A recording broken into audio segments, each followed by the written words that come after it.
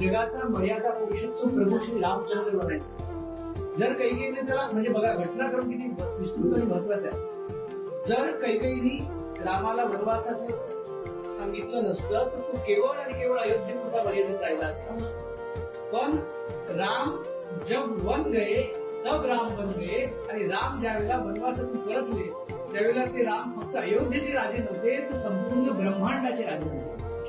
जर तुम्हाला संपूर्ण ब्रह्मांडावर मात करायचं असेल, तुम्हाला मोठं यश गाठायचं असेल तर 11 वर्षाचा वनवास तुम्हाला आठवावा लागेल.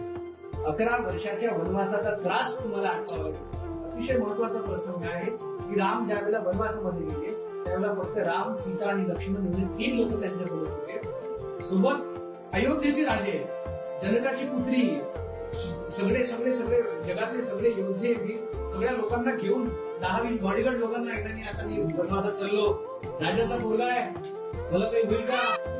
अयोध्येची सेना आहे, सगळे सगळे सगळे सगळे लोक. पण रामानी अयोध्येचा एकही सेनापती, एकही बॉडीगार्ड काही सोबत घेतलं नाही. तिघही लोक गेले. त्या तिघांपैकी सीता मातेला घेऊन गेले पण लक्ष्मणाला आग्रह धरला नाही. लक्ष्मण स्वतःच्या प्रेरणेने त्यांच्यासोबत.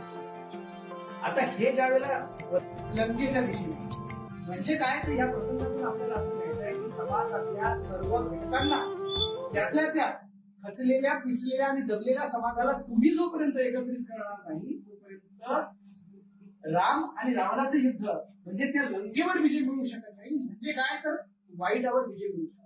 जूते फटे पहन के आकाश पे चढ़े थे, सपने हमारे हरदम अवकाश से बड़े थे. स्वप्न